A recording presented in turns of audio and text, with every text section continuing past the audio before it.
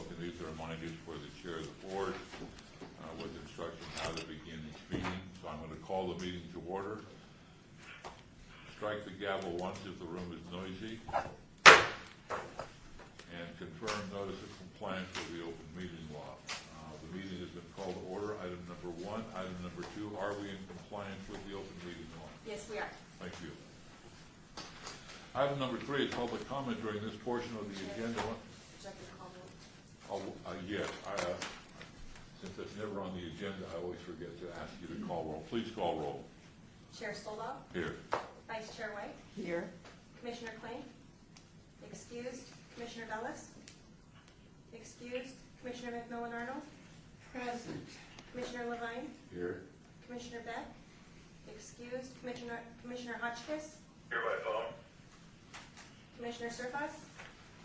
Excused. Commissioner Cosgrove? Here. Commissioner Laramie? Here. Commissioner Bankson? Here. And you do have a quorum. Right. I'd like to thank the deputy clerk for calling roll. You're welcome. Item 3, public comment during this portion of the agenda must be limited to matters on the agenda for action. If you wish to be heard, please come to the microphone and give your name for the record. The amount of discussion as well as the amount of time any single speaker is allowed may be limited. The public is also welcome to make any comment as each item is being heard by the board. We will listen to any comments before we take a vote. Would anybody like to speak at this point? Hearing and seeing none, we'll move to item 4, which is an abeyance item for possible action to approve the final minutes by reference to the special meeting of July 12th, 2017, and the regular meeting of June 28th, 2017. As a reminder, we do not need a second to vote on a motion. Would anybody like to make a motion on item number 4? So moved. We have a motion to approve the minutes of July the 12th, 2017, and the regular meeting of June 28th, 2017. Any comments from the general public? Hearing and seeing none. All those in favor? Aye. All opposed?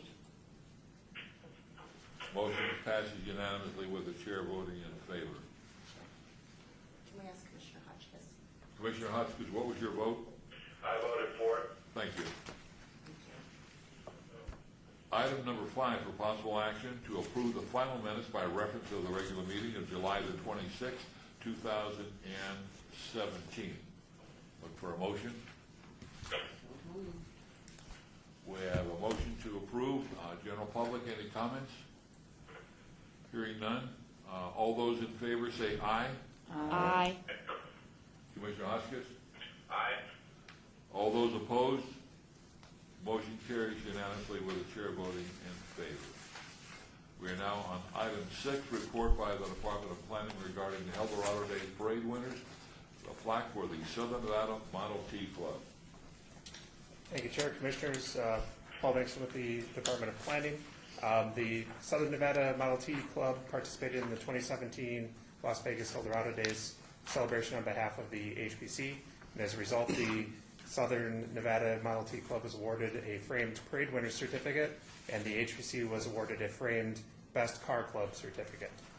We have Frank Ross from the Southern Nevada Model T Club present to receive the certificate on behalf of the organization, and we'd like to take a quick photo of the commission with Mr. Ross, if we could. Great.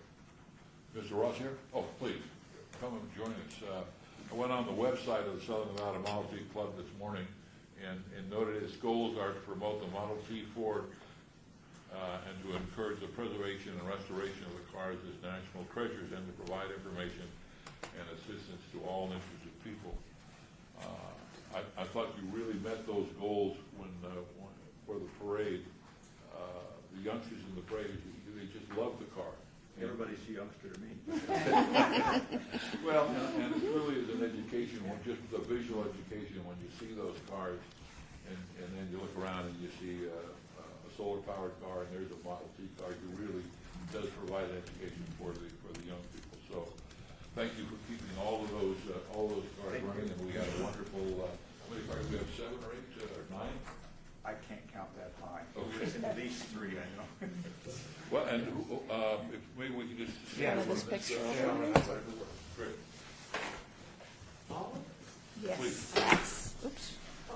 we go. Nope.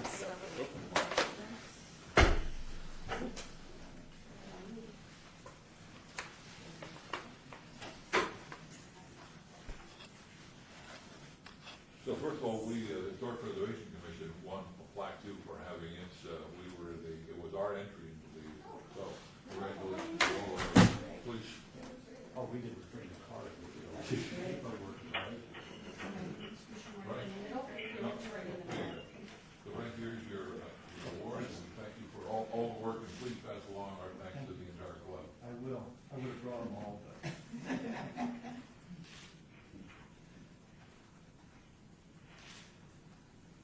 Thank you very much. Thank you a lot.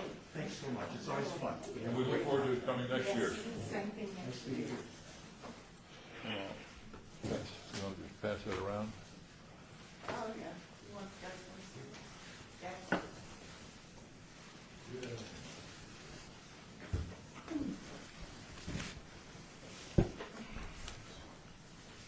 Richard, we were going to hold up the phone for your presence, but Gordon wouldn't reach, so you're there in spirit. So what? Let's move to item number 7, HPC 71343, discussion for possible action regarding construction of a room addition on the south elevation of 1253 8th Place, APN 162-03-513-089, R1 single family residence, and this is zone 4-3, Councilman Clausen. Mr. Chairman, members of the commission, the applicant is proposing an addition to the existing dwelling at 1253 8th Place. The home was constructed in 1946 in the traditional ranch style and is not a contributing resource within the John S. Park Neighborhood Historic District.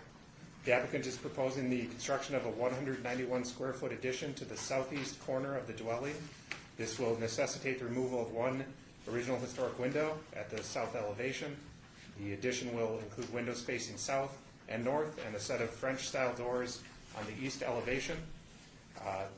1253 8th Place is located within the boundaries of John S. Park Historic District and is listed as a non-conforming resource due to multiple exterior alterations, including replacement of original multi-pane pane windows with diamond pane windows and the replacement of thin wood porch supports with large brick posts. These alterations are inconsistent with the existing historic context. The diamond pane windows have since been replaced with modern double pane windows with snap-in grid to represent the divided light window style. Staff therefore recommends approval of this certificate of appropriateness with conditions, the conditions being that all new windows visible from the street be divided light windows or have snap-in buttons, and the property owner must secure the appropriate building permits from the City of Las Vegas Department of Building and Safety. Is the applicant here? Please. Please. Anything you'd like to add, or is there any concurrence with the? No, that's fine. I'm good with everything. Great. Any question from the commission? Your name, please. Louis DeSangro. Your home is beautiful. Excuse me? Your home is beautiful. I'm the contractor. Oh, Oh, But thank you. I have yes, beautiful place. So moved. okay. And also, sorry, Chair, Commissioners, as a little bit of background, in December of 2008, the HPC previously approved a certificate of appropriateness for a similar addition that was never constructed. That approval expired on 12/10/09 without being exercised. So, We have a motion. Further discussion by the commission? General public, any comments? Hearing, seeing none. All those in favor say aye. Aye. Richard? Aye. All those opposed? Motion carries unanimously with the chair voting in favor. Thank you very much for your work and keeping John S. Park historic. Pardon me? Please. sorry, Chairman, members of the Commission, for edification of the applicant and all the commissioners, once you've approved a certificate of appropriateness, staff will create a final action, a letter of certificate of appropriateness that will be issued to the applicant, and then they will be able to proceed with their building permit application. Probably tomorrow. They'll be able to do it. Will it be mailed or? No.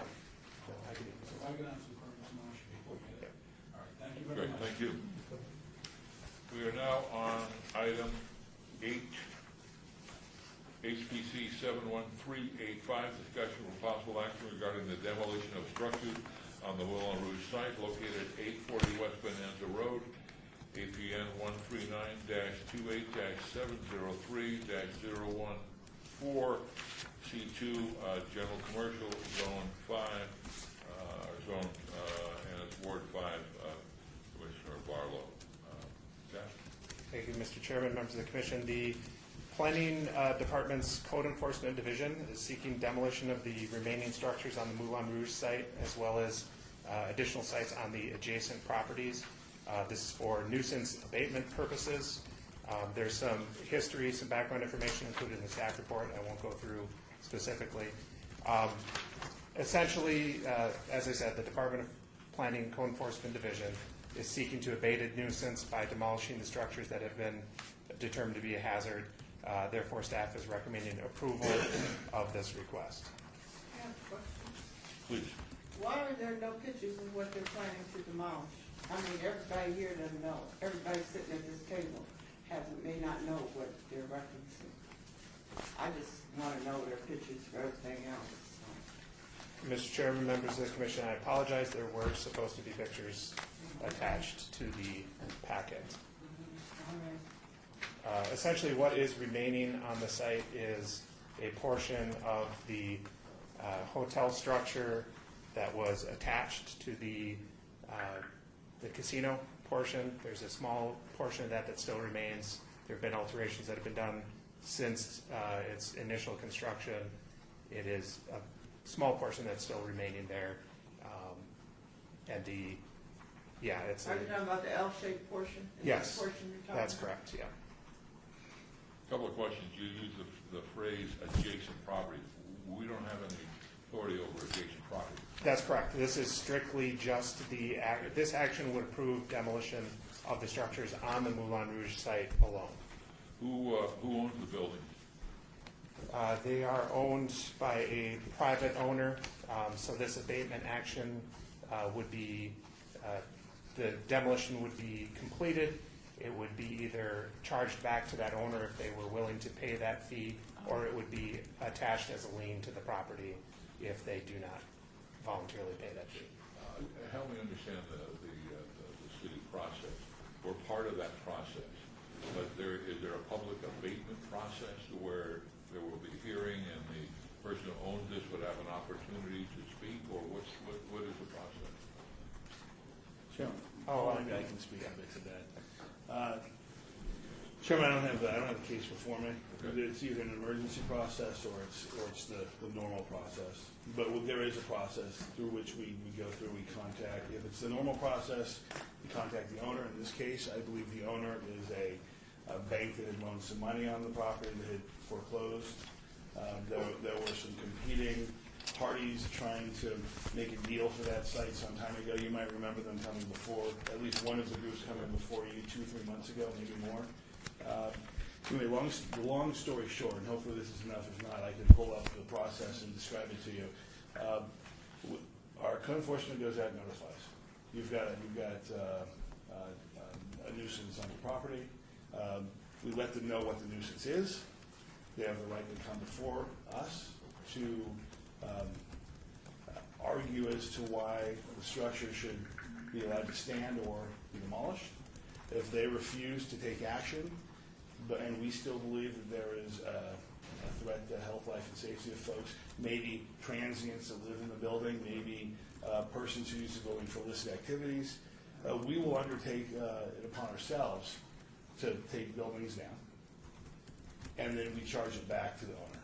And it's either lien, so when it sells, we get our money back, or they just pay for it. They write us a check.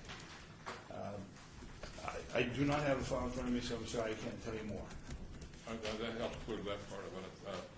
Just for the record, 2 years ago, the Las Vegas Centennial Commission gave a grant to determine the structural assessment report of those buildings, and it was a $10,000 grant.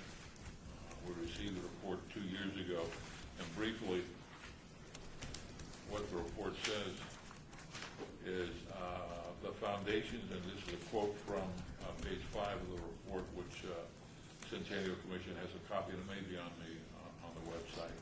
Both the foundation and above-ground remaining building structures both reveal potentially unsafe conditions from major fire, heat exposure, as well as the water damage from the firefighters. This was 2 years ago, and it discusses the unmaintained buildings continue to deteriorate. So this architect, and this is Battle Business Alliance Group, the consultants, the local firm, Edward Vance Architects connected to this organization. Quote, for public safety and code compliance reasons, all structures and foundations on the subject property should be removed prior to any construction. Above ground structures should be removed to make it safe and economically highest and best use of the property. So then they go on to say how much it would cost to preserve that. Is there anything that the city has done to evaluate the building that we could use as far as our making a determination? I mean, have they gone out, our inspectors gone out to look at the building?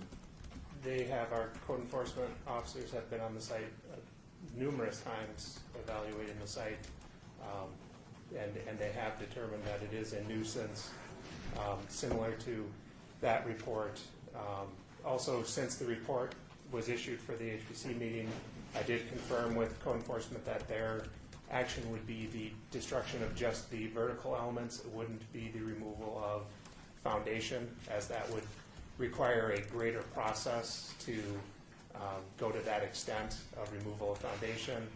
Also, there is still a potential for historic or archaeological resources attached to the foundation of the casino building itself that we wouldn't want to disturb at this time, to leave that option for possible recognition in the future should the current property owner or the next property owner determine that they want to proceed with highlighting the historic status of the site.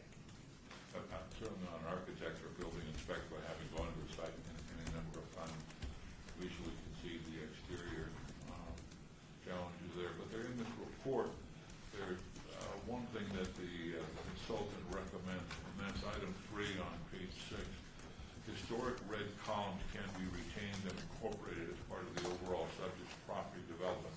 I'm not sure what those are. I'm not sure what the red columns are either, but I would imagine if we had pictures that we would probably be able to determine that. Mr. Chairman, members of the commission, Dave Kerneyer and myself did visit the site to survey to see what was existing still on the site. There are 3 mosaic tiled columns that are, they were a part of the structure between the casino and the hotel addition. They are still on the site. They are down and they're kind of stored off in a corner. There's also some around the foundation of the historic structure that was removed or was burned down. There is still some tile work, some stone work that's still present, some flat work on the site. So it would be our recommendation from staff to protect the foundation area of the historic structure to make sure there's no further damage done to it during demolition, and also to protect either in place or if the city can determine a place to store those columns. It's a difficulty because there is a private owner involved, so we can't just remove them without their consent. So we would want to protect those in place as well, at the very least, to make sure that they're not damaged in any demolition activities that occur. Questions, comments, thoughts? I do have a question, Commissioner O'Meara. So looking, I was just wondering, has SHPO been consulted on this request, and if so, what were their comments or recommendations? Mr. Chairman, members of the commission, I have talked to SHPO. They have had a number of conversations with the city in the past about this site and about the options as far as demolition is concerned. They have determined that the site is a national register property as well as a local register property. There is some concern over the amount of demolition that occurs before it no longer has that historic integrity and the potential for being removed from either of those registers. They could initiate that process if they were concerned about the National Register. They've indicated that they would not in this case because we would be protecting in place some of the extant elements of the foundation and the items that have some historic value still that we can protect. The signage is another example. The main signage is at Neon Museum right now. There is another sign on the site that we would, again, recommend that that's protected in place to make sure that it's not damaged any further. But essentially, the SHPO has said that they, how to put this exactly, it's not to say at all they support any demolition, but they are not taking any active opposition to this potential action of demolishing nuisance properties. Commissioner? Well, I mean, come on. You know what? Question. In order for the historic value of the property not to go away, because I feel that there is strong historic value there, seeing that Las Vegas was a racist community and racism was done away with supposedly at that site, that I think we need to try to preserve something that would keep it a historical property. Now, everything else has been destroyed. I mean, the city and everybody else has made sure that that happened.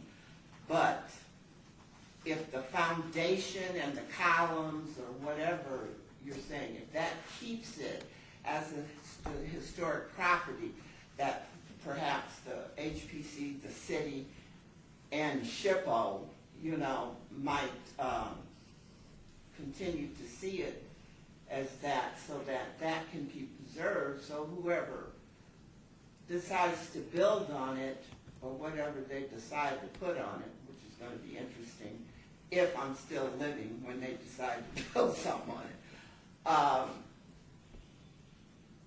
it, it would keep the historic value. It would keep some historic value. I guess that's where I'm coming from. I mean, I know the buildings are useless. I know that they're probably a hazard and they cause problems. I understand that. And that was the part that was added later. That L-shaped part was added later. So it's not basically the main part of the Moulin Rouge. That part was added later. But, so I can understand demolition of that, but I really would strongly ask the HPC to support, and the city, to support holding onto the foundation and the columns. Because that particular area there, I think one of the challenges is that we can support that, but it's still private property. The private property person could come in and say, I don't care, let's get a flat level, and there's nothing the city, the state, or the federal government can do it, because the National Register is really in large part an honorarium to some degree, unless there's some federal money that would be used on that site. But I think to your point, to your fundamental point, there's no way to take the history of that site away. That site is always going to be a historic site, whether it's, and we do have the Moulin Rouge sign. There will always.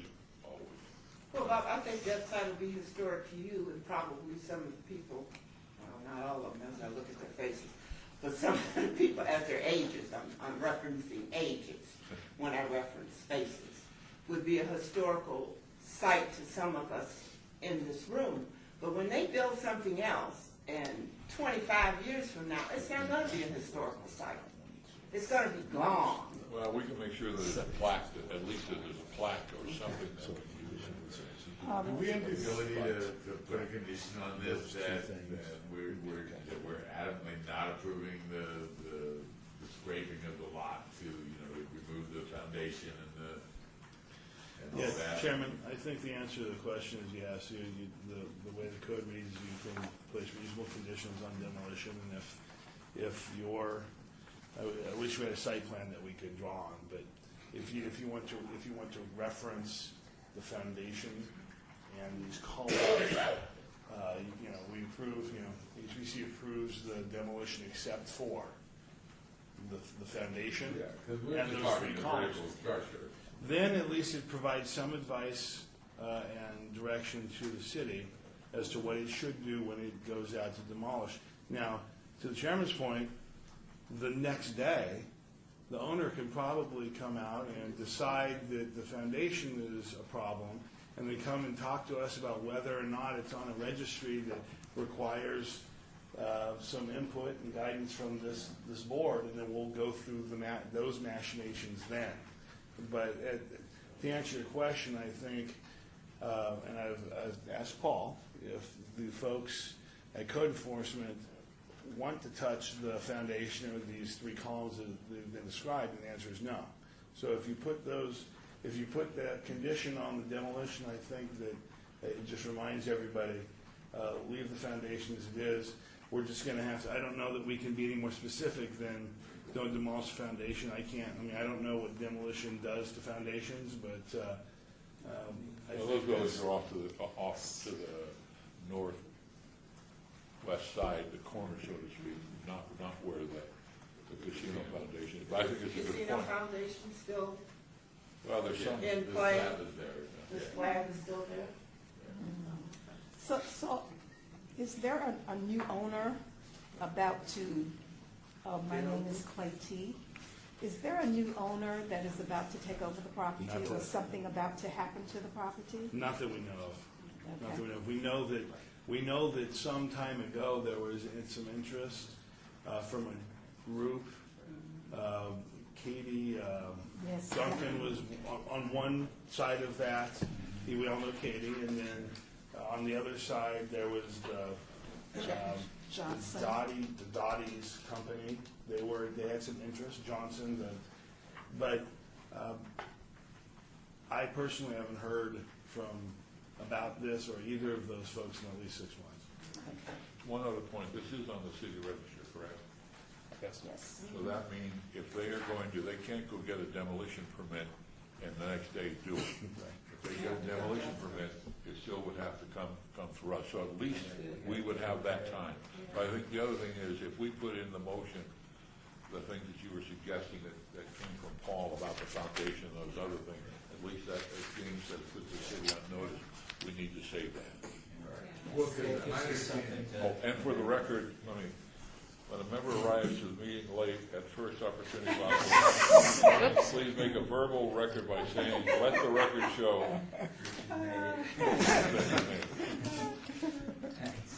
Do we have a plaque there already?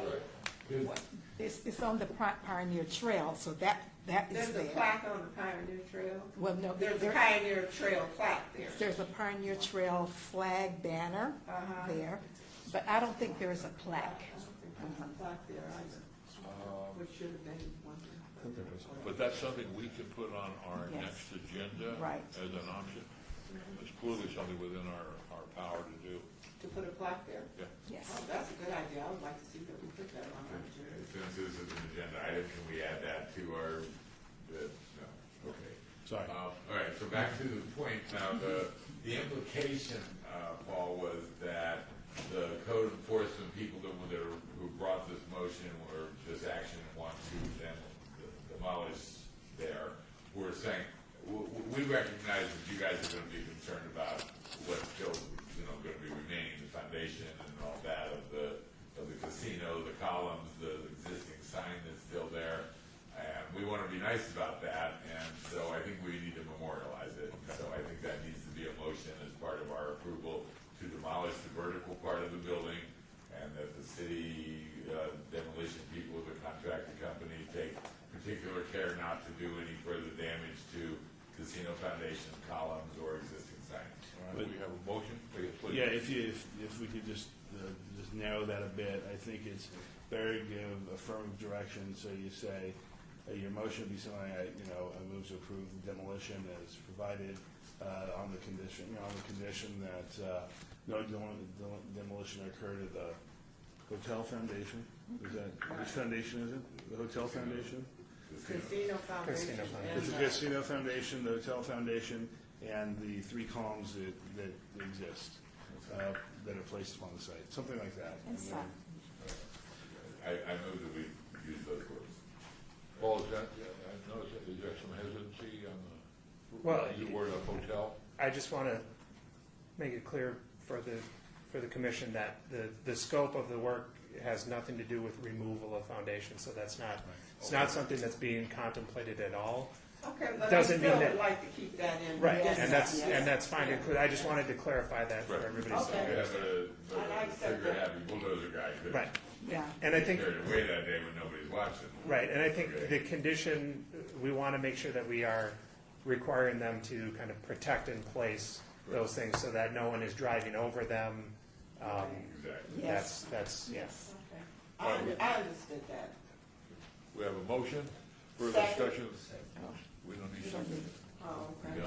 We don't need seconds even? Okay. Shows you You what I you read. prefer Is that? that a new rule? Well, I guess it's always been the rule, and we're now, Shows you what I read. it's not necessarily noted for the record, so please don't ask for one. He's laughing. Do not laugh, James Lewis. What am I laughing? I'm I know laughing you. again? I know you. I was smiling about this, I know you. this is a continuing conversation. Any comments from the general public? Hearing none? All those in favor say aye. Aye. Aye. All those opposed? Motion carries unanimously with the chair voting in favor. Thank you very much for all your help and getting some clarification. This is a historic site, and so when we get to item, We'll add. when we get to the agenda. what is it, item 14, let's remember to talk about the plaque that we want to put up there. All right, we are now on item number 9, which is HPC 71395, discussion for possible action regarding the El Portal Theater redevelopment project located at 316 West Fremont. West Fremont? Make that east. I think it's, APN 13934-510-024.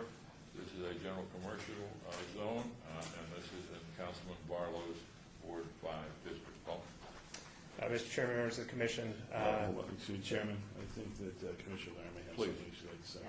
Commissioner Laramie, so I just need to disclose that we, in my role with Nevada Preservation Foundation, we are currently working with the applicant. So I will be abstaining from the discussion and any future vote on this item. Chairman, let me tell you why I think that's the appropriate. For clarification, are they paying you? The El Portal is not paying Nevada Preservation, however, I am a paid employee of Nevada Preservation and do get paid for my time. And Chairman, let me explain to you why I think this is the appropriate decision to make. It's my understanding that the Nevada Preservation Foundation has been approached by the applicant to provide comments on site plans. And it is possible that at some point, the foundation she works for could oppose something moving forward in the future. So I think it's just best for her and the city that she abstain. I think that's what we should do. Thank you. it's Heidi's organization. Who? Heidi Schwank. I just went. Right, but I mean, and it doesn't have anything to do with you. You'll learn while you're sitting here that I'm probably for everybody's side. My question is this: if you're not going to be able to vote, okay, because this is not going to be the only time, and I don't have a problem with you withdrawing. I understand your position, but this is not going to be the only time that you will probably withdraw. Why do we have a commissioner who works for a different organization? I'm just asking a question, and maybe you can answer me. That's not going to be able to vote. Why do we have a commissioner on the board? Well, Chairman, I Not can't answer that. anything to do with you, honey. I Nothing. can't answer that particular question, but I can tell you that on many boards at many times, the planning commission, the city council, and otherwise, we've got members that need to either disclose and vote or abstain. The fact of the matter is, the ethical standards in the NRS are written in such a way that most often you disclose and abstain, because we don't appoint people on the boards to abstain. The fact of the matter is, the way the law also reads is if a reasonable person might think that they would be conflicted in the same spot, then that person should not be, that person should abstain from the item to make sure there's no conflict of interest. I think it's absolutely appropriate for those that think they have a conflict to abstain. The law actually directs it. This isn't an answer to your question, but the fact of the matter is, we've got plenty of folks on many commissions. You know, we've got 15, 20 commissions. And I think you misunderstand what I'm. I don't have an answer, because I don't have an answer to your question. I My don't know. question was, I agree with abstinence, and there will be other people, there are people here, but they won't have to choose abstinence every time a historical thing comes up because of who she's employed for. I guess that's what I'm concerned about. Not the person, but about the position that being on the board and who she works for puts her in. Does that make sense? I'm processing what you're saying. Well, first of all, I answer the question is why she's on the board, and that's the expertise that she brings to the board and the knowledge.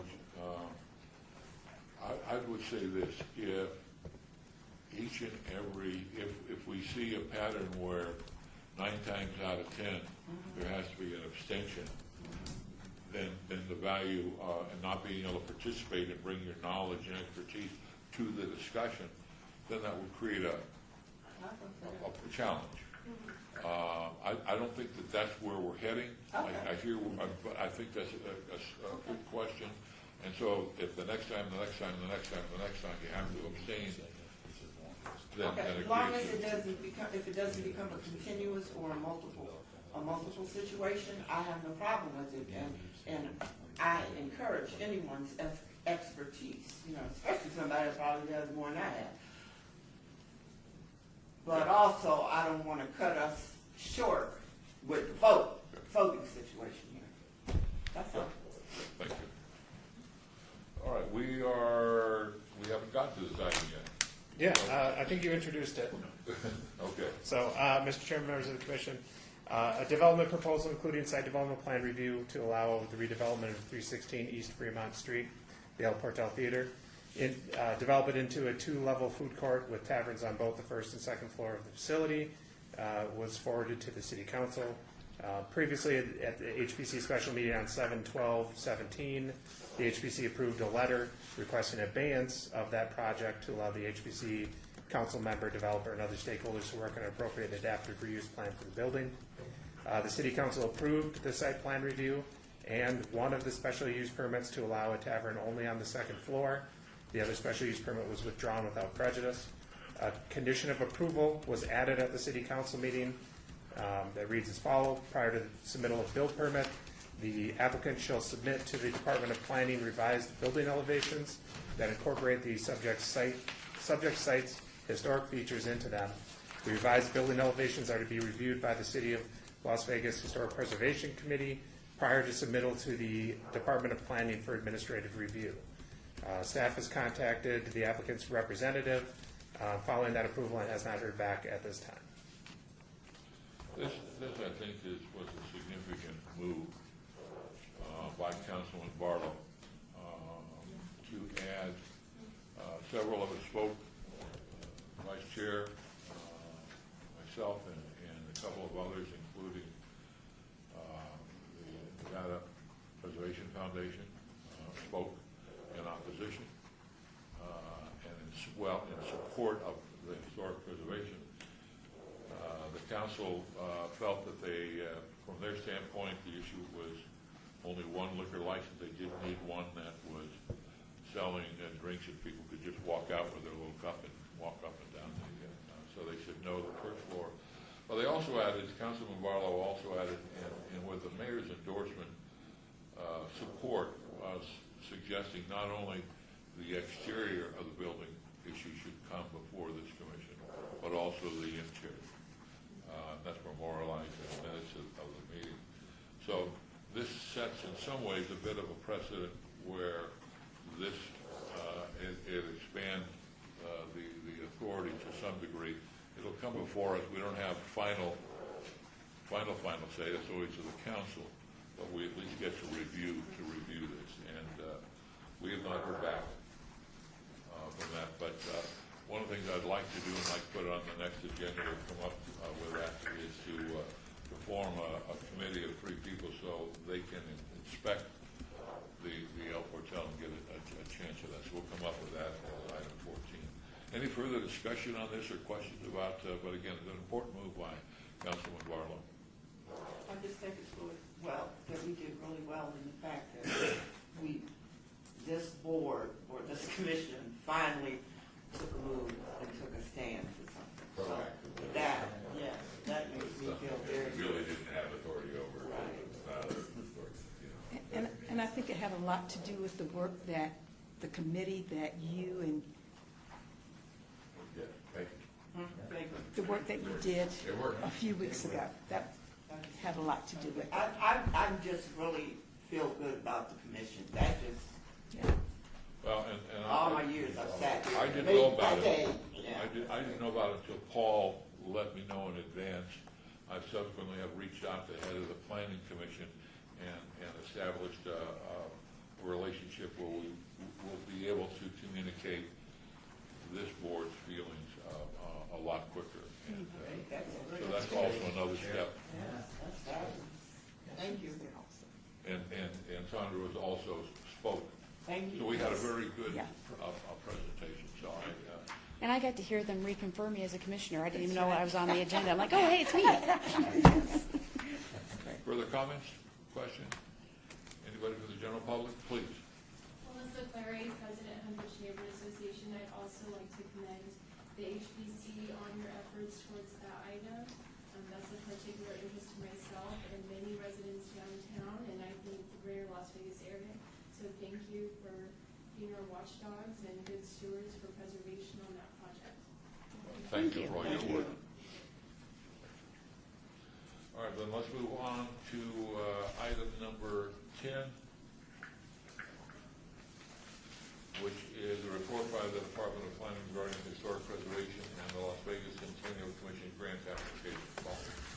Mr. Chairman, members of the commission, the Centennial Las Vegas Genealogy Society has applied for a small grant through the HBC Small Grant Program, and the Las Vegas Springs Preserve has applied for a Centennial Commission grant.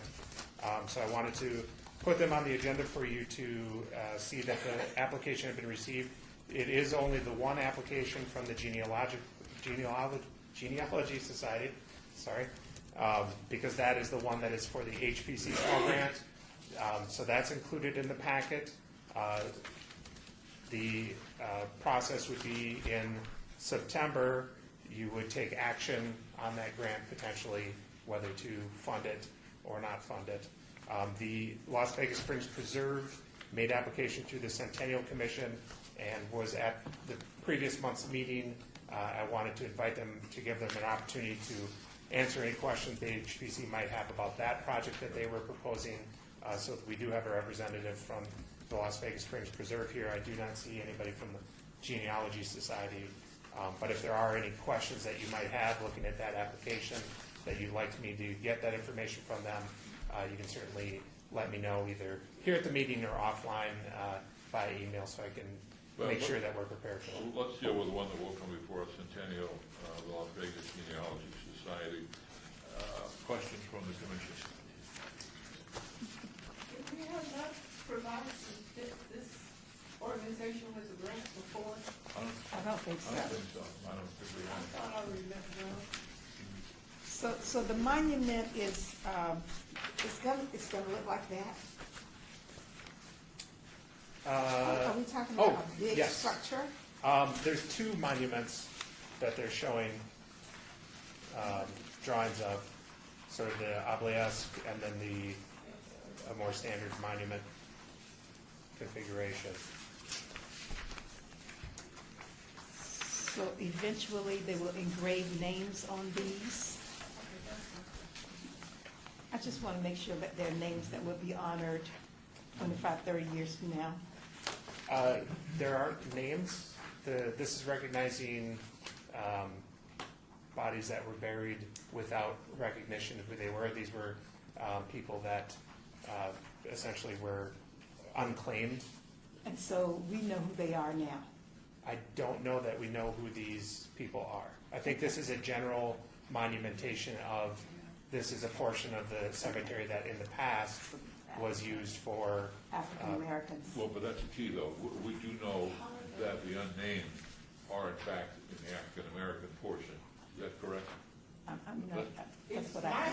Okay, not to cut you straight, but I thought that on the African Americans who were, because that's where they had to be buried, because at that time the city would not allow African Americans to be buried anywhere else, that they had, the Genealogy Association was trying to research some of the names of the people, and that they had come up with some of the names of the people there, and that they wanted to maybe place headstones or something there. For Potter's Field, what is called it's not called Potter's Field.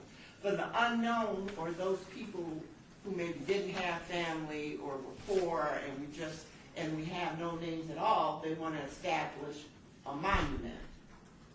Okay. Which I think is fine, but there's not going to be any names on it because you don't really know. Okay. They didn't know who was buried there in the first place. Okay, yeah. Okay, but on the as far as the African Americans, there has to be families of people. And I thought in reading this that they came up with some of these, and they want to research out for some of these people. Am I not wrong? But you know what? If we can't find out, I think we need to ask the Genealogy Association if they want our money, that they should have somebody here to explain what they want to do. And I think the application should also be dealt with a little more specifically. And there's some other very minor things that need to be, we're not a committee, by the way. Let's just know we're a commission. Not that the world's going to change, but they've got us listed as the Historic Preservation Committee. And are they also, I notice under the sponsors of the memorial project, it lists the Commission for Las Vegas Centennial. Has the Centennial already given them money? Don't believe so. I don't think they have. And what's the role of the Springs Reserve? That's a separate project. Oh, Separate project, yeah. And just to be clear, there's two organizations essentially as a part of this. It's the Centennial Las Vegas Genealogical Society and the African American Genealogical Society, Nevada African American Genealogical And they Society. both should show up. Yes. They were invited to attend. Okay. And I think they would for sure attend next month to answer any questions. Maybe you prior to might any want to inform him that if they really want us to consider, well, I don't know, I can't speak for everybody, but to get a better chance at maybe getting that money, they might want to show up with a little more information about it. And the question that I have Because was, I think it's a good project. $4,000 is not going to build one. Yeah, that's, $4,000 seems to be, I'd like more detail on the Yeah. 4,000. I'd also like to know how much they estimate the monument itself is going to cost. So this is like a early Sutter step. Bulk of the $4,800 is for printing the materials and to create Envelopes the and actual posters. seal. Yeah, so I'm sure that they got with the Yeah. committee. so I don't want to do So it's Bunkers, dash, space, 15, footing, 160 slab. is the down payment.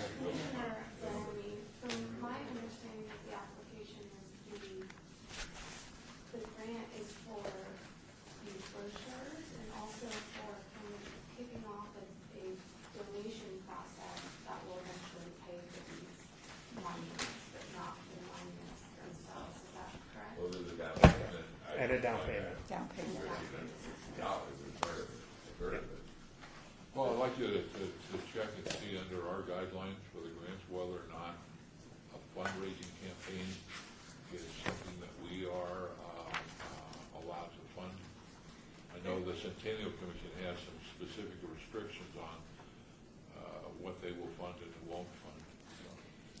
built bunkers as a match in kind, an in-kind match to their money for space putting slabs and installation of $500. I don't know if that's for each or just, I'm not sure if that's just a one-time donation of $500. Further questions on this item? The Las Vegas Springs Preserve, is that something that's going to come before us, or is that? It would not come before you for action because it's a Centennial Commission grant application, but the representatives here to kind of inform the HPC of what they're proposing. Proposing to Centennial? To the Centennial Commission, yeah. It's more of an educational opportunity than a specific call for any type of action by the HPC. And none of this requires any action today. This is essentially just, here are the applications that were received for the small grant program, and then in September we would follow with the possibility of action. So We want to be educated. we want to be educated, and secondly, declare that I'm on the Las Vegas Springs Preserve Board, a non-paying function. A source representative on that. So pleased with the person that's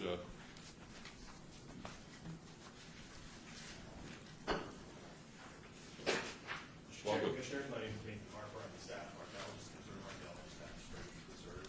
And just to give you a very brief overview of our property there, we have 21 archaeological loci on our property there. That includes prehistoric Native American sites as well as early settlers and historic water procurement facilities. We have two state-listed sites, CK 948 and CK 949. Those are the official archaeological sites listed with the state. And 26 CK 948 is on the National Register of Historic Places, primarily because of the prehistoric Native American remains that are on site there. Of course, we are a well field, or a working well field, have been a working well field beside the springs, time immemorial.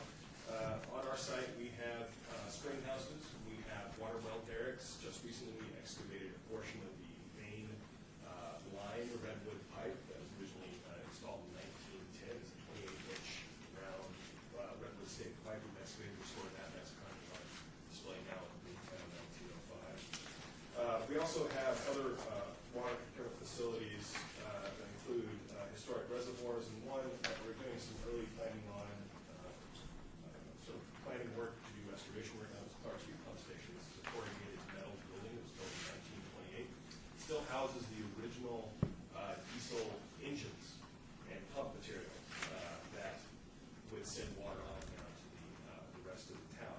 We're in the early stages of planning on that. We're working with the North Wind Group and reporting uniformly of City of Las Vegas on developing a plan for that one. In the future, near future, we'll be coming to some other groups for some funding on that.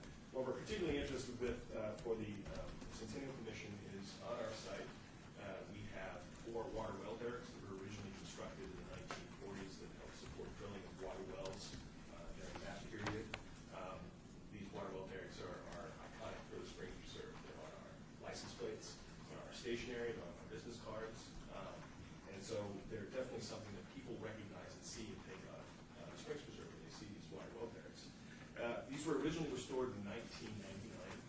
Melvin and Associates were the group that recently developed plans, preservation plans for those. And so we're going back to Melvin to ask him to develop a restoration plan update. It's been 20 plus years almost since these were restored, so they're starting to see some wear and tear, so we're looking to fix them back up again. One of the water well derricks in particular, for well number 5, actually did not undergo restoration in 1999. And that's the one you can see from the highway as you drive by. And if you look at that one, you kind of see there's a little bit of a cant to it, a little bit of a lean to it. That's primarily because it lies in a subsidence zone. The ground surface in that area is somewhere about 5 feet. The overcoming drop though at the valley. And so we'd like to go in and stabilize that well there, and probably replace some of the members on that one, support the chunk of concrete that is still where the wellhead is located, about 5 feet off the ground. And we're going to the Centennial Commission. Our original ask was for $13,000. We're $10,000 of that is Mel Green's fee to develop a restoration plan, and sure exactly how much the total project would cost, but it's probably going to be over $100,000. When we originally did the restoration back in 1999, then it was about $100,000. So imagine issues with inflation and otherwise. We came to the Centennial Commission and we were asked for support on that. They've asked us to tweak our application somewhat and come back with something between 2015. So happy to answer. But there's no ask to the Historic Preservation Commission, right? But I think we should certainly support. I mean, I don't know if that's like the money wise, but we certainly support getting these historic and preserving. Are is the groundwater being recharged into those derricks? Yes. So I mean, are the derricks ever gonna be ground level again? No, not in that location.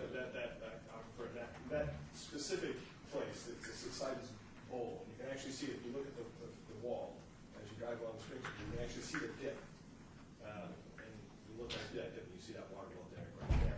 If we were to have a massive increase in precipitation or recharge that aquifer, we have no idea where that water would come out of the ground. Again, it might not even come out at the spring, it might come out or it's not along that fall. Well, I'm not sure I would even want to do that. It's a great learning opportunity to understand what happens when you suck out all the water and you see these open pits all.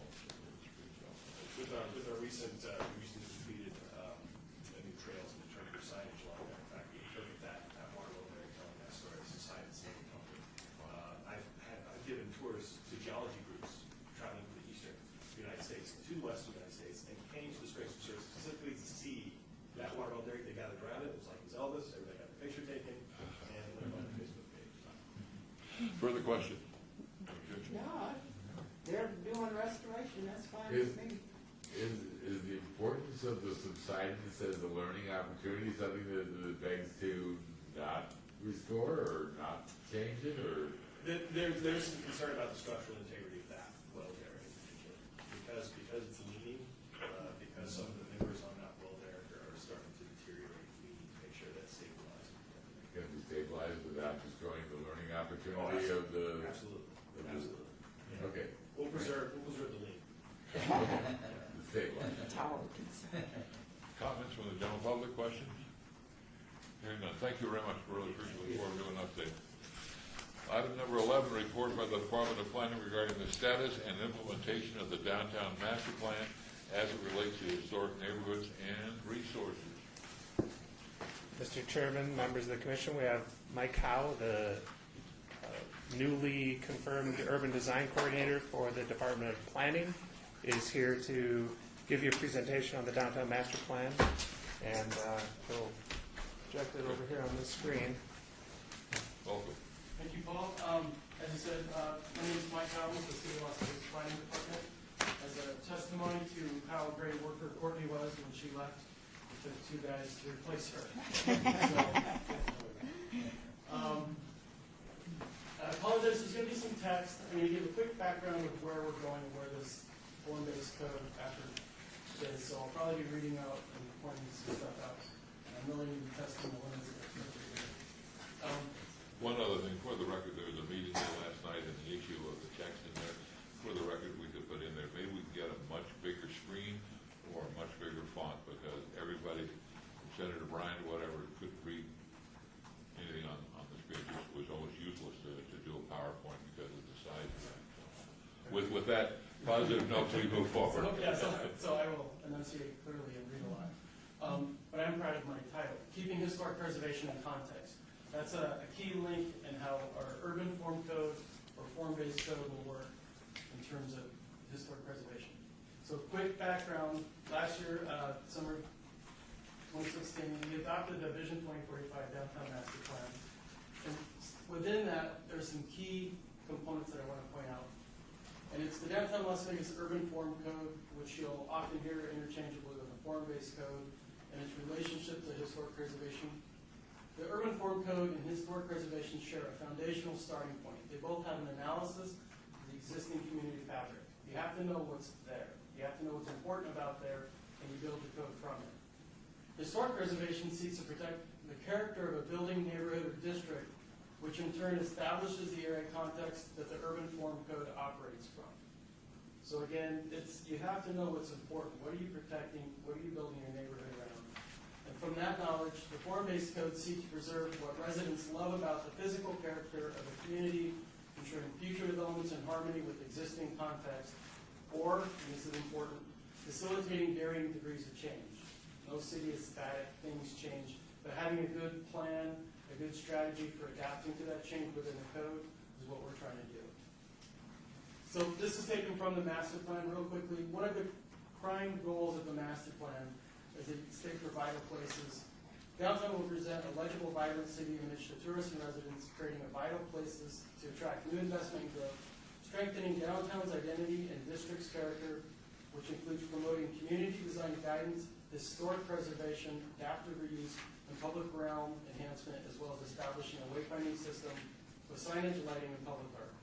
So it really shows that one of the key parts in placemaking, which is an essential component to a form-based code, is historic preservation and cultural preservation. And I'll kind of point out what I believe the difference is.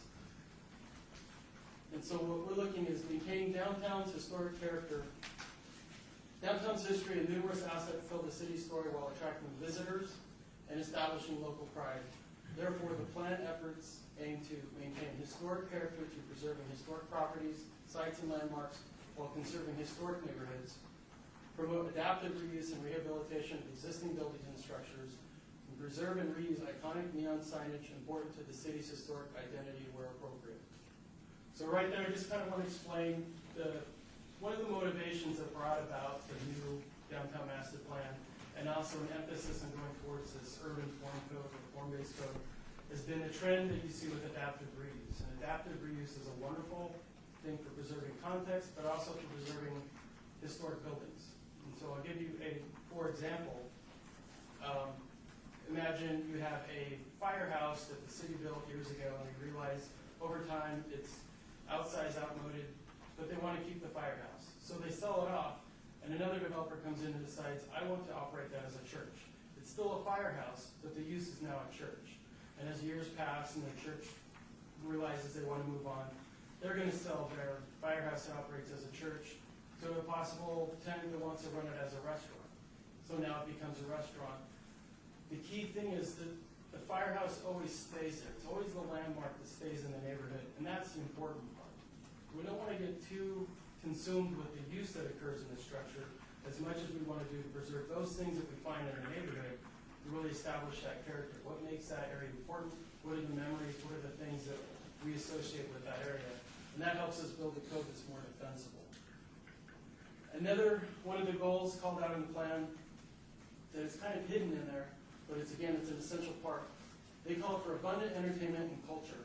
So downtown will celebrate its legendary history and culture through new and expanding cultural attractions, fostering arts and entertainment roots, programming abundant events and festivals. A new art museum will act as an anchor for the area, bringing a steady daytime population to 18B Las Vegas Arts District. Life is Beautiful, First Fridays, Eldorado, live concerts, as well as various cultural festivals will take place in downtown year-round, entertaining locals, tourists, attracting patrons to downtown. So within that, when we parse the language, specifically we're looking at recapturing downtown history and authenticity. What does downtown stand out from the Strip as a regional competitor? Why is downtown important? And that's where we have to have the integrity and authenticity to put in, we're preserving these spots, because that's what really made downtown, that's what made Las Vegas. All the other things can grow off of it, but we have to be really careful with the integrity of our neighborhoods, the integrity of our remaining buildings and sites that we want to preserve.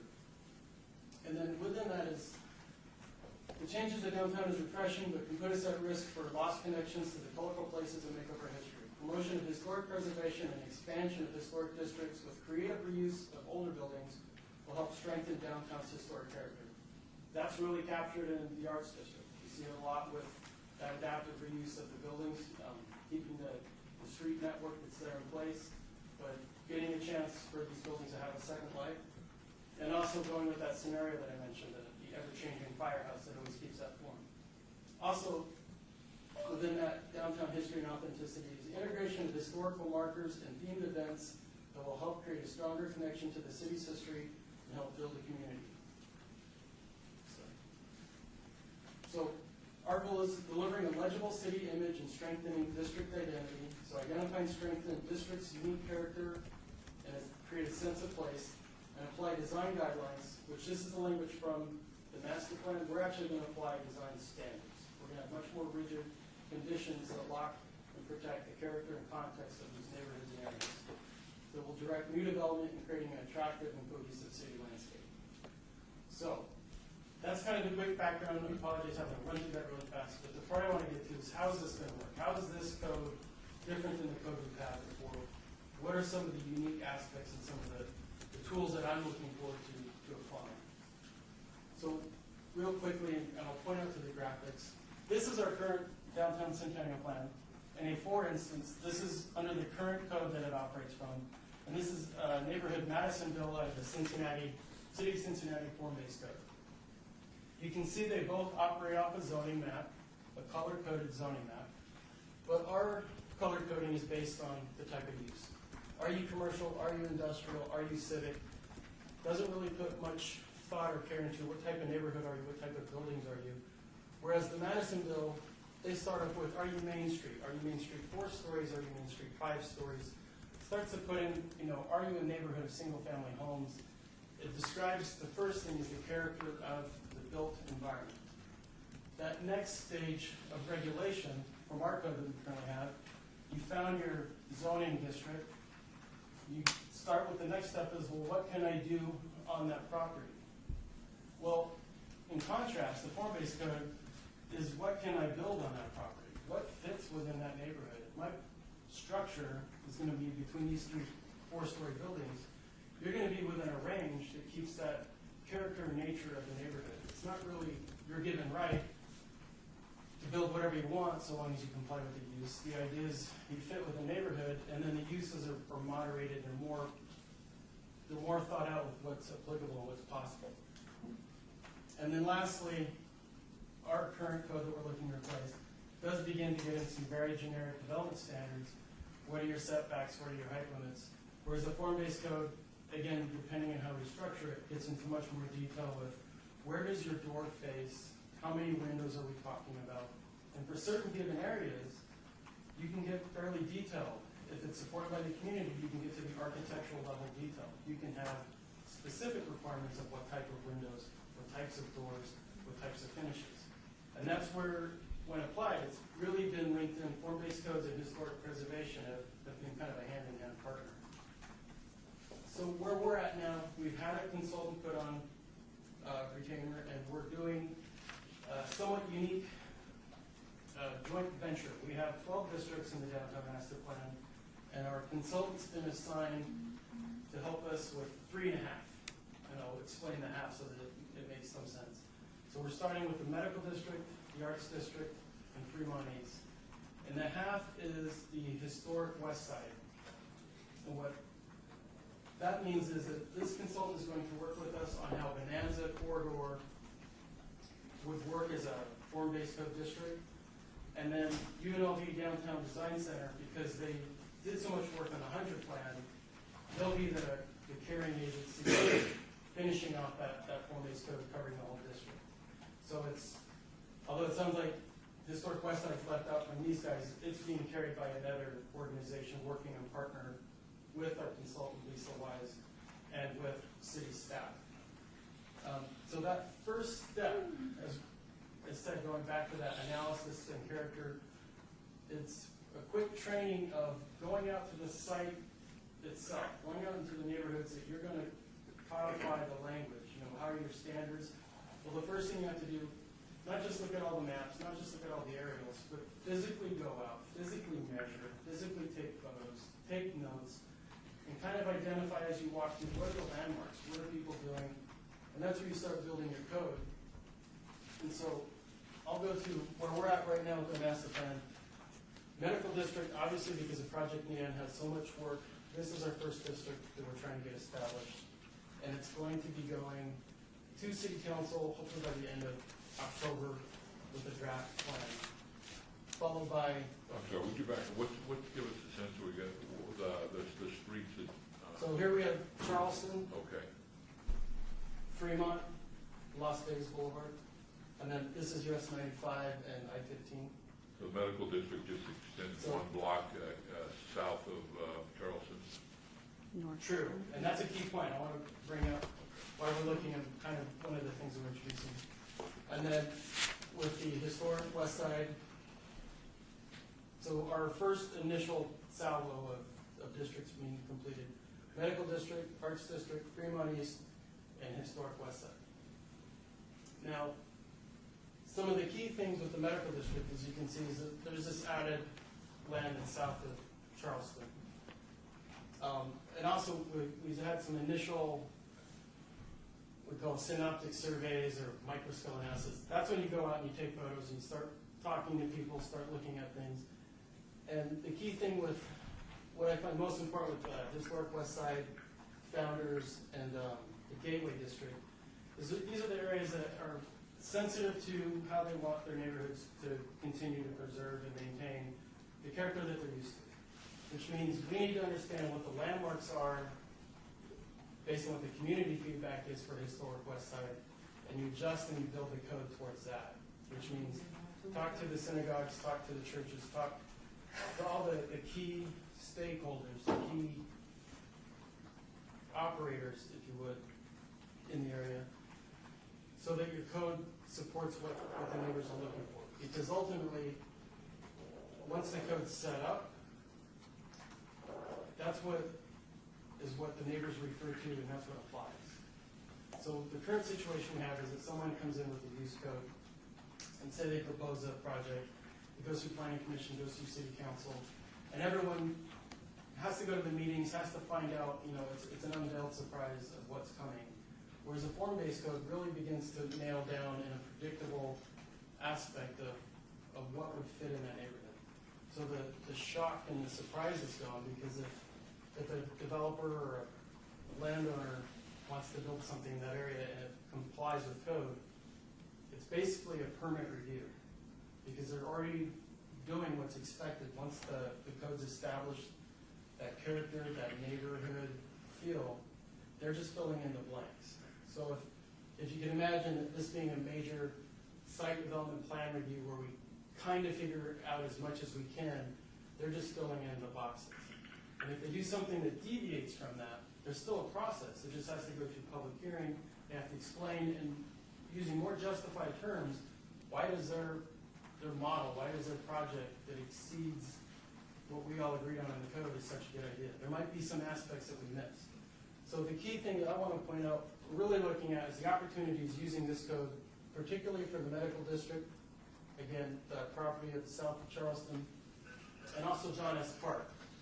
We know that there's some sensitivity with the scenic byway and what's anticipated future development that's going to be sensitive to that adjacent neighborhood.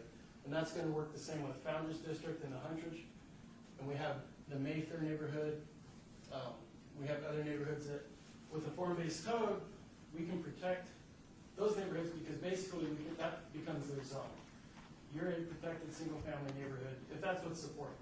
If that's what these neighbors want to make sure that they keep their neighborhood intact the way it is today, then we basically zone and codify that you guys are houses, you stay houses. It also gives a chance that when we can figure out, going back to that scenic byway, we need to strike a balance, because something has to happen on Las Vegas Boulevard between Sahara and Charleston. And we'd like to figure out what that scale is and have a code that will physically show something that people can agree to, instead of having to meet each time, case by case, site by site, to see what's feasible. And that's really where we're looking to get that participation from. What's something that will work, that anticipated change on Las Vegas Boulevard, but still maintains to preserve the character that John S. Park is striving for. So there's some opportunities to really use the code to set the compromise. That's the deal in place. You can see it. You can open it up and say, look, you're going in historic West Side, you're on Bonanza, you can have this type of building, this type of limit, because when we all met and we convened and the drafts were shared, we identified these key landmarks. We wanted to make sure that they always had a visual presence, that you could always see them from a key corridor those details that we want to get in there. So, a quick, for instance, this is after disclosed, this is a draft, a very early draft of that medical district core that we're looking at. So this is Charleston, and this is Shadow. And so you still see, it's a color-coded map, but it correlates to a different type of zoning district. It starts describing the buildings and the capacity that those areas can cover. And then that's where we can start getting into, what is the true impact that this anticipated development is going to have on this neighborhood? And that's where we can start meeting and showing neighbors things that will physically represent what that zone can carry, so that they have a better understanding, instead of just the expectation that, maybe someday when I'm not paying attention, something big's going to come in. And then the key final part of this form-based code, urban form code, is the illustrated plan that allows you to go now quickly into see, what we're anticipating, what is it going to actually look like? To a degree. It's an illustrated plan, which doesn't mean this is exactly how it's going to be built out, but it does give some general parameters of how those structures, how that future development fits in. So it's early stage. I'm going to have a draft. I'm expecting a final draft come Friday. So I'll have some fun reading this weekend. And then once we go home through that, we can begin to share that code so you can see, especially if you have some questions regarding a lot of potential historic landmarks are going in, and then there's some other issues that we'll want to address with the future development south of Charleston. But again, also I do want to invite participation and your involvement when we get into the scenic byway. I think that's a great opportunity to have a good community-driven discussion on what are the realities, what supports the development, what supports the neighborhood. And then a really quick shot at the timeline. We're going to have what we call our bridge development standards, which is just a way to allow us to carry development until we get an actual codified urban form code. So what this means is it's a lot of work on us to make sure we're keeping up with the Vision 2045 plan before we have an actual code. That challenge is on us, so we're trying to make sure we get these urban form code districts adopted as quickly as possible. And so we're looking at Las Vegas Medical District, aggressively looking, but hopefully by mid-November. So there will be some things that we'll probably continue to give updates, but by the end of 2018, it's our goal to have all 12 districts of the downtown master plan in place. So with that, do you have That's any a pretty big questions? gulp of a lot of information, so I open it up to the commission. All right, so this is all actually part of the 2045, so Planning Commission, City Council all knows this is coming, okay? And it's not gonna be a surprise to them that you guys came up with this thing, right? Correct. All right, and are they proactively, are they trying to skirt it in advance, like things like the Thunderbird on the scenic byway, that just got approved for, what was it, 13 stories there, 15, whatever it is, if they know this is coming, why aren't we, pretending we've already got it? Any idea? That, I can't answer to you because that's a challenging one. You're always at the mercy of what the developer tells you. So when they buy the land and when they say they're going to do something, it's really hard to, with we call it hyper-speculative projects, the ones that you really wonder, where is it going to go? And that goes back to this bridge document that we're in a precarious position right now. When we had the old Centennial Plan, we expanded it considerably. And these expansion areas don't have a code to fall back to. They have Title 19, which doesn't support a lot of the urban-driven goals that are in the new master plan. So this issue that we have to do is we have to set up a temporary code that at least allows us to look at these projects and meet and discuss with them. Your stuff needs to at least support the master plan that we have it.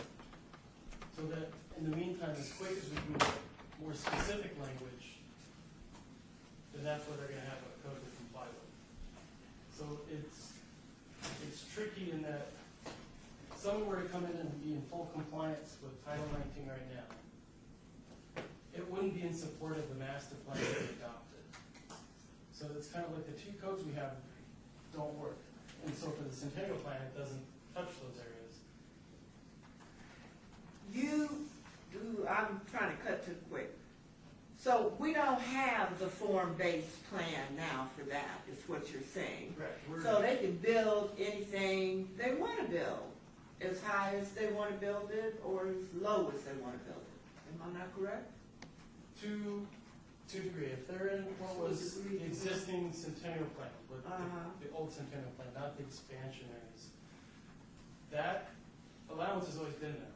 So they would So be they complying were with the old code. form-based in the old plan. Yeah, so the old code is there, and that's our driving factor for the new code. So what we're trying to do is cover the extended areas? We're trying to do two things. So we're gonna cover the extended areas.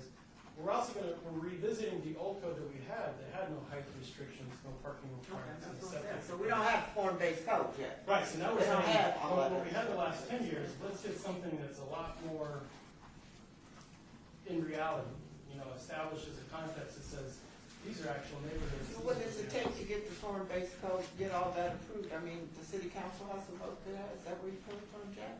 Yeah. Yes. And they haven't approved it yet, right? No, because we're Because putting. they wanna let that, whatever that building is, it's gonna be 15 stories, they wanna make sure that gets built first, right? Well, that was my question, is historically, can they pretend that we have it already? All right. Well, and for all transparency, even considering that project, we have to remember too, we have a lot of those types of projects dotted throughout the downtown that just maintain entitlements. I don't know that they're ever going to actually build these developments. They're 10 years into their entitlements and they continue to get extensions, but they're approved. And so we do have some of these context-busting towers that. That have been approved, and there's nothing that we can do about that. Right, and they were legally approved per the old code, for an understanding that they would have done that in place. That's helpful. Trust me, from my standpoint, this is all very, very helpful. Thank you. I want to know more about how the 100 plan for the historic west side, is it going to be okay, so it's already been approved, the 100 plan? No. No. No, that west side comes third. That's third. That's way down the lines. You're talking about way down the lines. So there's two elements, if I understand right. The yellow one right now, that goes to Bonanza. Exactly. That goes Bonanza, and the 100 plan worked with that and then extends it to. So, The 100 plan is the west side plan. Right. Exactly. And Yes. define the west side plan for the 100. What's the geographical boundaries of that?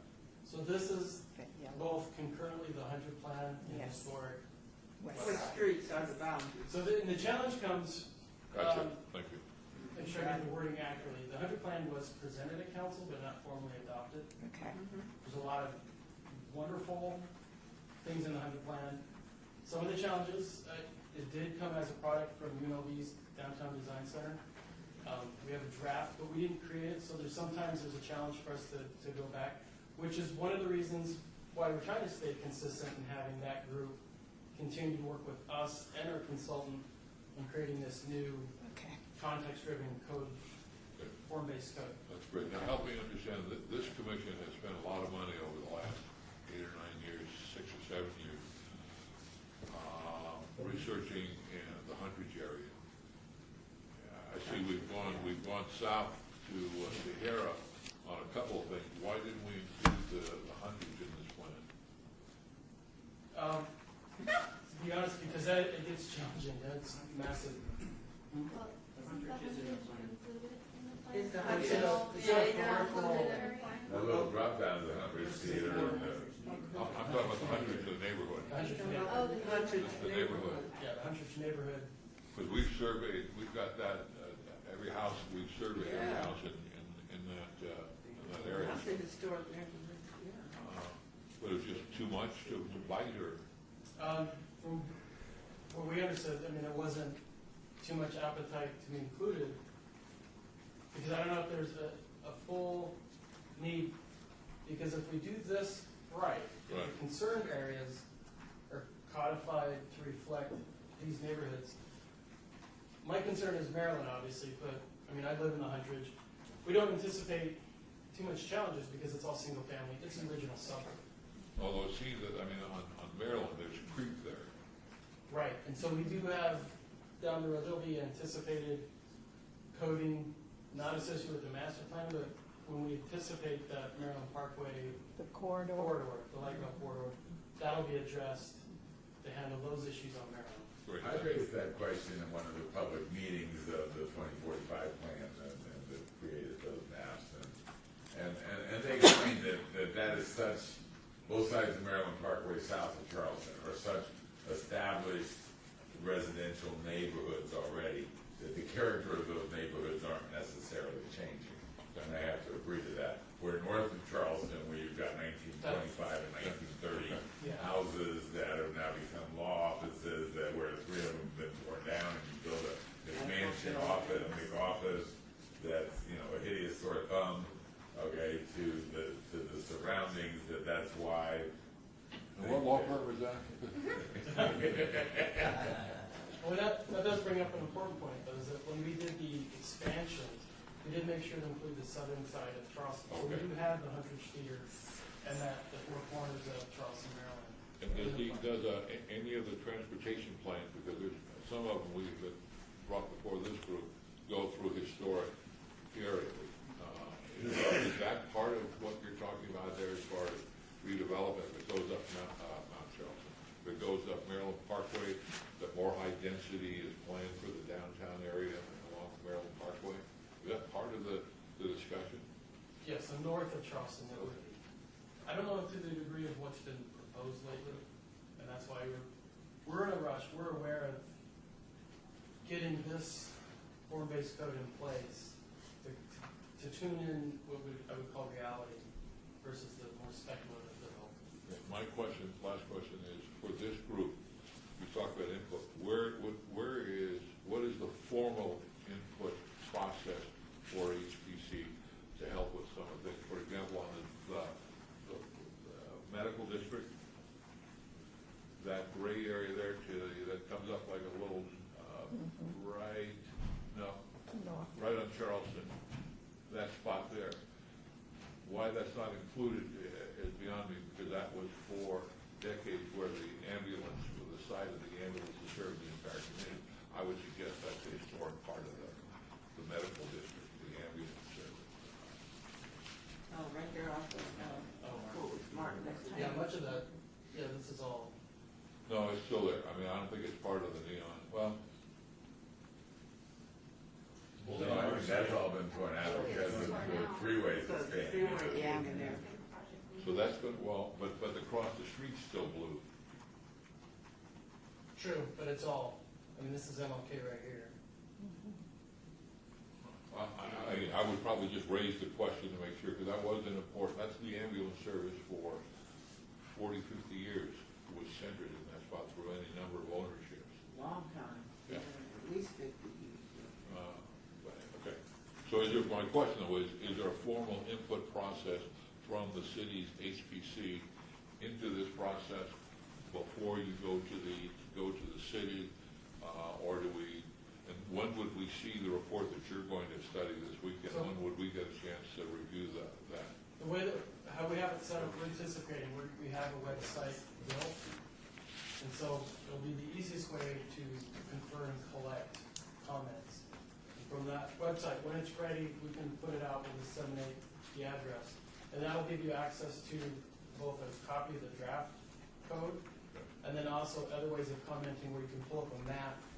Like you said, if there's specific questions, you can mark that and add comments. And so that we prefer to do it through the website because we're going to have multiple groups, and if we collect all those comments in one spot, that works for us. If as a contingency plan, the website's taking a little bit longer. We can disseminate draft codes. So if those that are interested, we can go old fashioned and redline. So James, I would, if that's the process that the city has established, then the process that we would need to establish as a board recommendation as opposed to individual members, we would have to encourage everybody to review the website and then have an agenda item to where we would then send the HPC's recommendations or comments as a group. Yeah, that's an interesting question, Chairman. What you were asking the planning department was, are you including us as a matter of policy, right, before the city council makes its final decision on this new form-based code for downtown? Yes. I think what I heard, and Robert can jump in here because it's not me, it's his department. It sounds to me like the answer is we want everybody's comments, right? But there's not necessarily a formal place for HPC before this process. Now, I mean, that's why I say I'm asking Robert because he's driving it. Maybe if you review it as a commission on your own, because you've got that power, you'll have the website, you'll have the codes, you may choose to agendize something, right? You've got certain powers. If you look at your powers and duties, if this impacts, for example, if this impacted John S. Park, I'm not looking very closely at it, but if this impacted Beverly Green or John S. Park, those are certainly two neighborhoods on the local. And it seems to me that you would have some advice, possibly, to send to the planning department. But again, Robert, I don't want to step on your toes. Maybe you can answer that better than I can. So, Robert Summerfield, Acting Director of Planning, for the record. So, Jim's absolutely correct. So the idea here is that for this very first district, the medical district, because it's very time sensitive, we are putting kind of a broad approach to getting public comment. So we'll be initiating the website, putting it out there for individuals to comment on. We would encourage you individually as members of the Historic Preservation Commission to take a look at the material. And even if you don't have comments specific to the medical district, begin to start to absorb that, because to Jim's point, where we will make a much more concerted effort as a stakeholder is when we get to the Founders District and we get to the Gateway District, those districts that have the edge conditions against our historic neighborhoods, our designated historic neighborhoods. I mean, I know everybody's neighborhood is historic, but those designated ones, that's where we're going to do more workshopping and community outreach, and where this board in particular will have a much more concerted voice. But we want this board and on all of our other kind of groups to be able to comment at any point through the process that they would like. So as has already been put on the record here in the past, the team will come forward and kind of update the Preservation Commission on the project as we go forward, just like Mike did today. We will make a specific ask of this commission when we get to the Founders District and the Gateway District on those standards, because those are going to be very context sensitive. And the Historic West Side, where the 100 plan is. But at least for this first district, because of the timing, we are doing a broad approach. We're not going to any specific group besides the Medical District Advisory Committee. And actually, I think Mike worked with their subcommittee on planning earlier today to actually take this, the preliminary stuff to them and tell them how we're going to be doing this going forward. But the window is so short that we would not be able to come back to another meeting on the Medical District itself. When are you going to go make your presentation on the Medical District to the City Council? Well, Planning Commission is, and this is one of those issues where the timeline is kind of a little off. Planning Commission will be in October is what we're currently looking at, which makes City Council in November. And will this guide be up how far in advance of October? Oh, it'll be up, again, we hope to have the public draft available for review next week. So we could put this on our September agenda. All review it, put on the website, review it, come back with our comments. And at our September meeting, we could submit those to whoever that are part of it. Okay, so let me just clarify, so when we have to have our comments, see, here's the issue, we've got to have our comments to our consultant so that they can update the draft in time for presentation to Okay, the planning okay. commission. So that's what we'll have to find out. We can work with Paul to make sure that that information gets you, because I don't know that we have that right here, because I think that's part of, when they give it to us, then there's a certain number of days expectation to turn comments around so they get it to them. I think it's 2 weeks, but I'm not 100% sure Sure, on that. and they got to do with, so then they we have- get over those dates, and then maybe we won't be able to do it, we'll have to do it individually, but it would be nice to begin to learn the sequence of events, so as we move forward to the Founders District and the other things we've got to experience. The second thing is, I'm a little concerned that there are the odd little bits of Nevada history, Las Vegas history, that don't come before or we're not aware of. For example, the Centennial Commission granted $10,000 or $11,000 to look at the medical district to come up with a list of potential historic plaques and signs and so forth. Where is that in the process? Because this board could use that, this commission could use that information in helping move the process along forward. So while being in jeopardy of the city attorney kicking me for going off the agenda, that item, it was requested by Ward 1. That's where that Centennial, moved for that Centennial grant. They're still in, I believe, the evaluation process to determine, I think they were doing the interviews, they did an open house. Don't believe we've gotten the report yet, though, on any identified historic assets within the district that we would use through a marker program to designate or specify, not to designate, to memorize or. But I would assume that that report would be submitted as part of this plan as an information. I mean, they're gathering, we spent $10,000 to look at the historic medical district. I would assume it'd be part of. Mr. Chairman, members of the commission, that work that's being done is specifically to identify historic markers to be placed.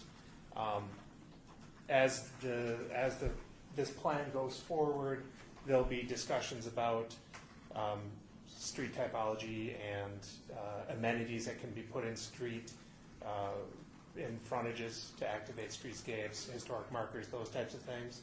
So that's where it would maybe come into play a little bit, but it's less about historic structures or context necessarily, and more about historic people, historic events that occurred. So it's a little bit of a separate issue. That research is still being done and may come to the HPC in October, would be my guess, would be the first time we'd be able to get it to the commission to review it.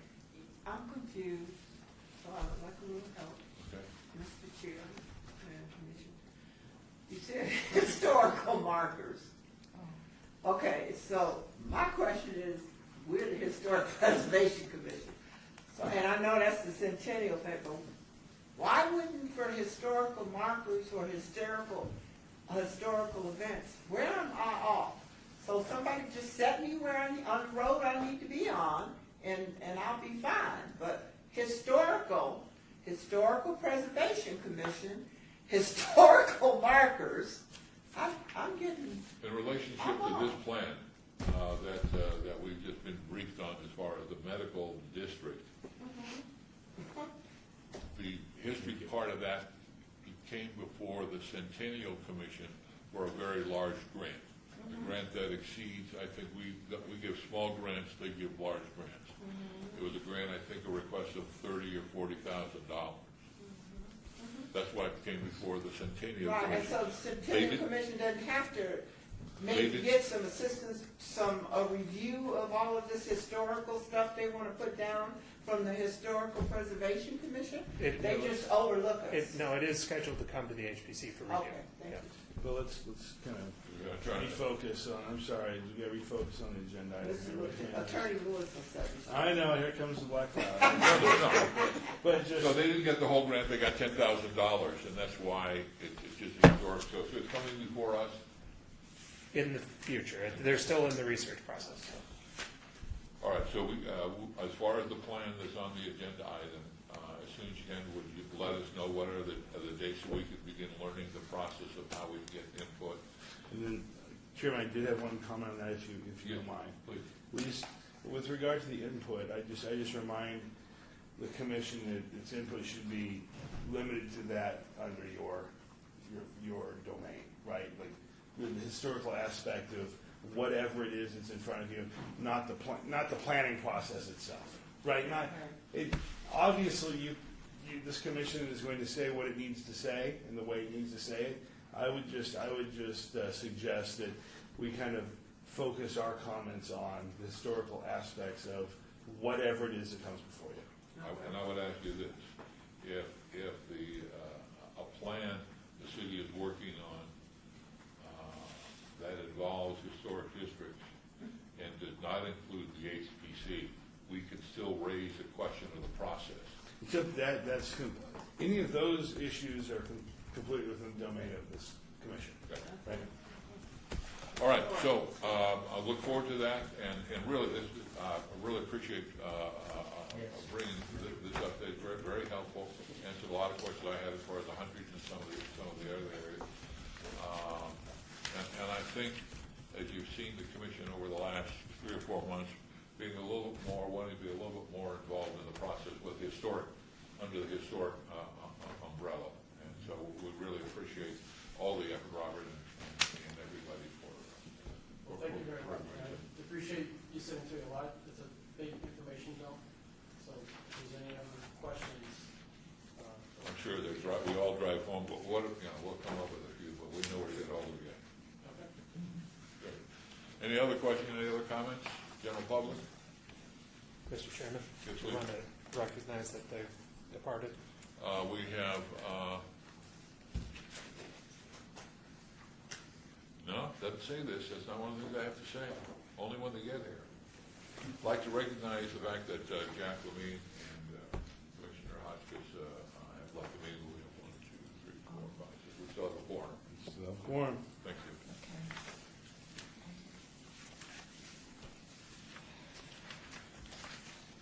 Item 12, report for the planning department regarding historic and archaeological resources and local media. I'm sure you've all taken a look at that, and again,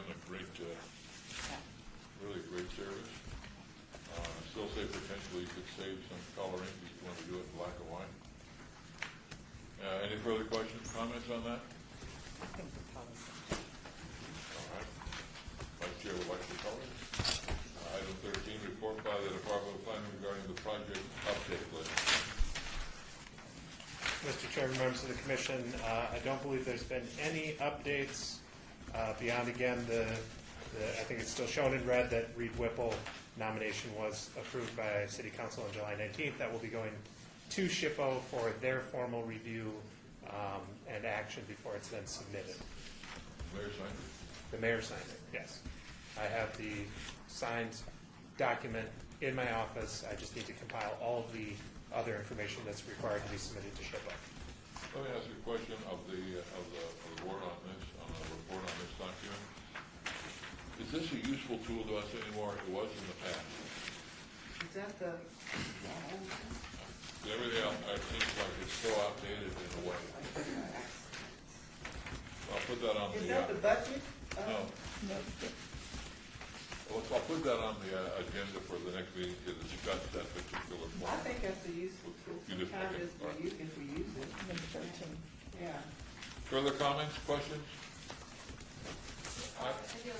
Please. Commissioner Larry, do you know a timeline for the motor court survey? I see it just says you're still preparing an RFP. Mr. Chair, members of the commission, the Department of Planning is beginning that process of RFPs. We've had a lot of staff changeover, so we are educating ourselves how to go through that process, and the motor court will be actually we've discussed that will be the project that kind of, we take a lot of staff people through learning that process, so it is eminent, let's put it that way. That's good. Great. Great, thank you. 14, discussion regarding topics for future agenda items by the commission. Comments that are made during this portion of the agenda by individual members shall refer solely to proposals for such agenda items.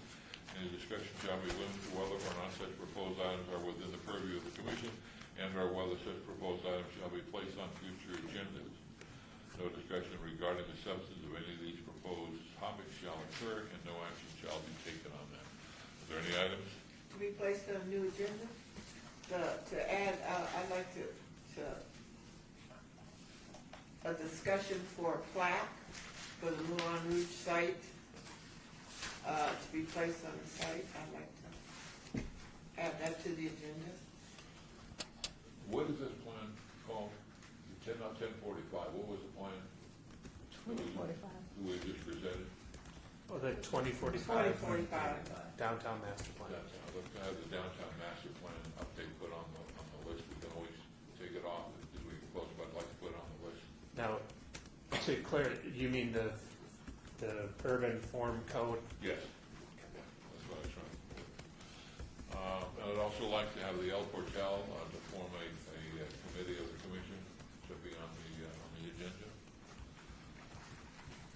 Further comments? Yeah, at Commissioner Laramie, at our last meeting, we had discussed the possibility of doing a wide historic resources survey that may or may not inform CLG grants, and I thought it was going to come back on this agenda with more information, so I'm just wondering if that is going to, if you're still gathering information, if that's going to be coming up, and if we can bring that back to a future agenda. Mr. Chairman, members of the committee, or commission, excuse me, there's some discussions occurring in the Department of Planning of how to proceed with this. It may be, we have to do an update of the master plan for the city. There is a historic preservation element to that, so we may roll all of that into a much larger project. So the department wasn't prepared to bring something back yet. We're working on kind of putting out the RFP for that master plan process.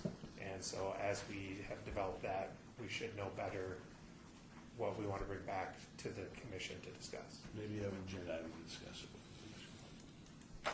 So once you get the info, we'll get on to it. Okay. Correct.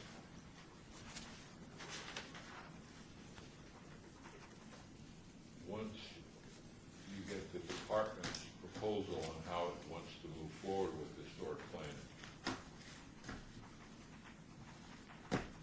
Correct. Unless the commission would like us to bring back anything else, of course, you can ask for that during this time. Well, we certainly like to see if I'm understanding it Friday, the motor court thing move forward. Okay. Further comments, questions?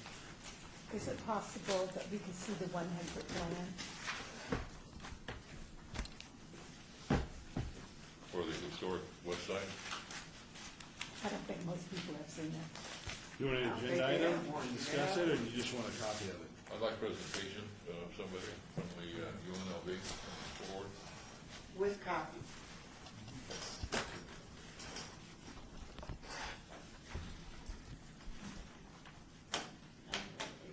Comments, thoughts, proposals, inside information? Okay, hearing none. There's one last item on the agenda. Item 15. We've got some, I've got a citizens participation item. Good. Well, I'm gonna invite Seth Floyd, one of our new lawyers, up to talk about himself, with you. Okay. During citizens participation. He's my backup now, he's new. Okay. We're happy to have him, but anyway, when you call citizens participation, I think he's gonna come up and talk to you. I'm not sure I'm going to do it. Oh, okay. That's fine too. Item 15, citizen participation, public comment during this portion of the agenda must be limited to matters within the jurisdiction of the board. No subject may be acted upon by the board unless that subject is on the agenda and is scheduled for action. I'd certainly like to change the language in that. If you wish to be heard, give your name for the record, the amount of discussion on any single subject, as well as the amount of time that any single speaker is allowed may be limited, but I don't feel that the limit you, so go right ahead. Thank you, Mr. Chairman. Seth Floyd, I'm